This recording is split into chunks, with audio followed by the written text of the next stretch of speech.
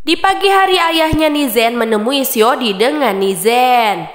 Ayahnya pun memberikan hadiah kepada Xiodi. Selain itu dia juga memberikan hadiah kepada Nizen. Akan tetapi hadiah yang diberikan oleh ayahnya kepada Nizen adalah sebuah senapan kecil. Di sana Nizen pun tidak menerimanya. Dia menolak dikarenakan dia tidak menyukai pistol tersebut. Walaupun pemberiannya ditolak oleh Nizen, ayah Nizen pun menyuruh untuk menyimpan pistol tersebut ke kamarnya. Itu akan diberikan ketika Nizen akan dilantik tahun depan menjadi jenderal besar. Setelah selesai sarapan pagi, Nizen dan Xiodi pun pergi ke kamarnya. Mereka berbincang-bincang di sana. Xiodi ditanya oleh Nizen, sebenarnya siapa yang harus dia cari, begitu katanya. Xiodi pun mengatakan kepada Nizen dia ingin dibantunya untuk mencarikan kedua orang tuanya. Selain itu, Xiodi pun menyuruh Nizen untuk bergegas pergi ke tempat tugasnya. Xiodi pun mengarahkan tangannya bahwa seakan-akan itu adalah pistol. Dia mengarahkannya ke kening Nizen. Nizen menanggapi apa yang dilakukan oleh Xiodi dengan senyuman. Dia pun memegang tangan Xiodi dan menggigit tangan Xiodi sambil berkata bahwa itu adalah peringatan untuknya. Apabila dia berani untuk menembakkannya lagi, maka Xiodi akan dihukum, begitu kata Nizen.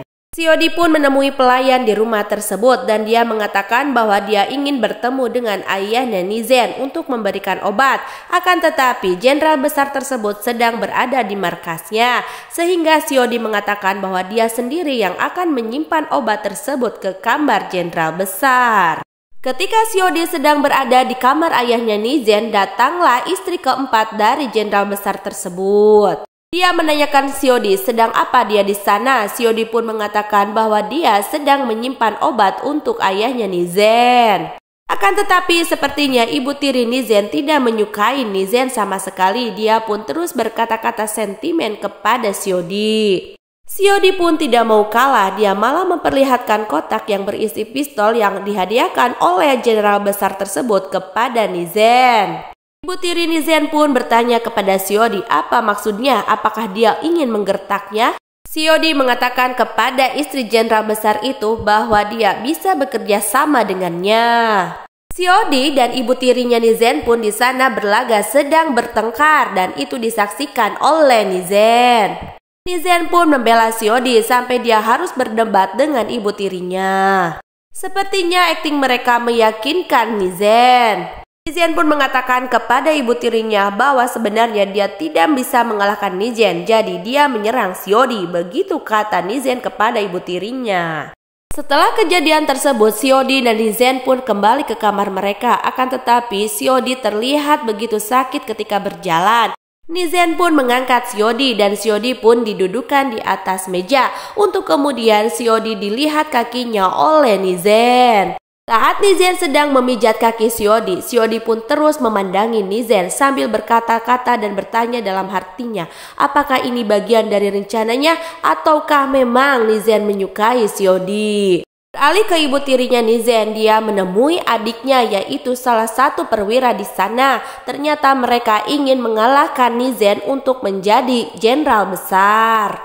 Mereka pun merencanakan bagaimana cara menyingkirkan Nizen. Sementara itu, tuan muda dari keluarga Shen yaitu Duran menerima surat dari Xiodi yang isinya dia ingin bertemu dengannya besok untuk membicarakan tentang kematian dari Nona muda Shen. Singkat cerita, Xiodi dan Duran pun bertemu. Xiodi menceritakan kejadian yang terjadi pada Nona Shen. Xiodi mengatakan kepada Duran bahwa sekarang dia menikah dengan Nizen adalah rencananya untuk membalaskan dendam atas kematian dari Nona Shen. Karena Xiodi tetap berpikiran bahwa Nizenlah yang menodai Nona Shen. Selain itu, Xiodi pun mengatakan rencananya yang akan dilakukan untuk menyingkirkan Nizen kepada Doran. Doran dan Xiodi pun mulai menjalankan aksinya. Dia mengirimkan sebuah alamat dan belati kepada Nizen untuk Nizen datang ke tempat tersebut.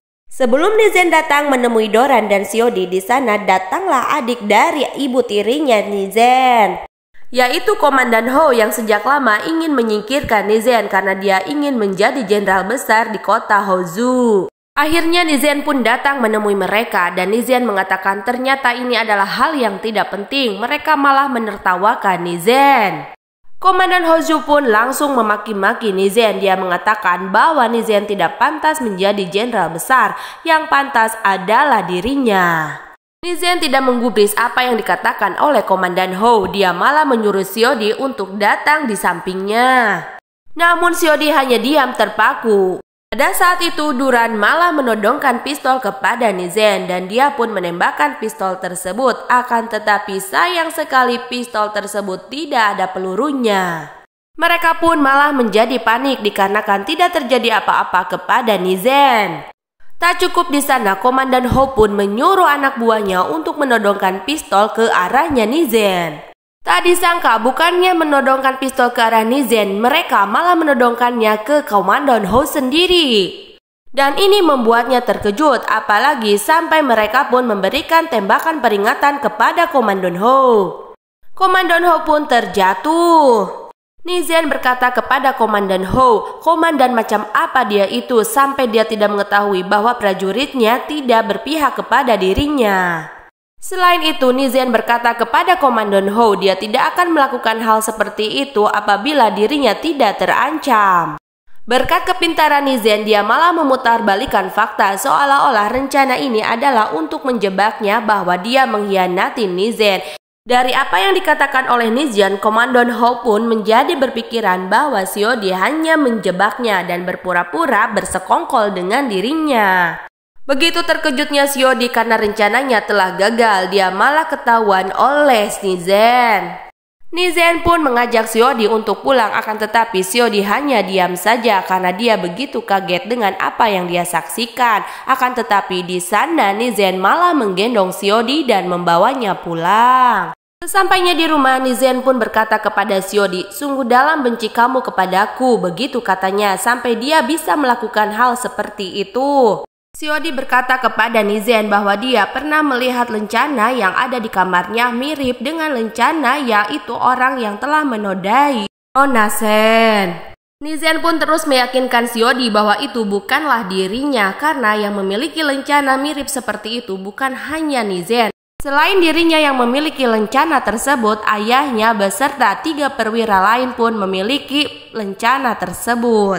Nizen pun berjanji kepada Xiodi bahwa dia akan membantu Xiodi untuk menemukan orang tersebut. Mendengar apa yang dikatakan oleh Nizen, Xiodi pun menangis. Dia menyangka bahwa hari itu adalah hari di mana dia bisa menemukan orang tersebut. Akan tetapi dia malah salah menuduh orang.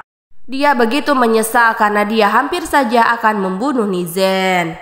Nizen mengatakan kepada Xiodi bahwa pistolnya selalu diisi dengan peluru yang bukan asli.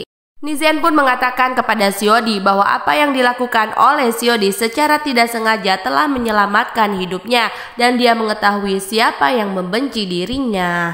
Xiodi bertanya kepada Nizen apakah dia membencinya. Nizen pun mengatakan tidak sama sekali membenci Xiodi, malah dia mengatakan bahwa dia menyukai Xiodi. Xiodi pun memandangi wajahnya Nizen. Lama-lama dia pun membelai wajahnya Nizen. Kemudian Xiodi pun mencium Nizen. Mereka pun menikmati situasi yang terjadi pada saat itu pada mereka berdua. Apakah Xiodi memang sudah benar-benar jatuh hati kepada Nizen?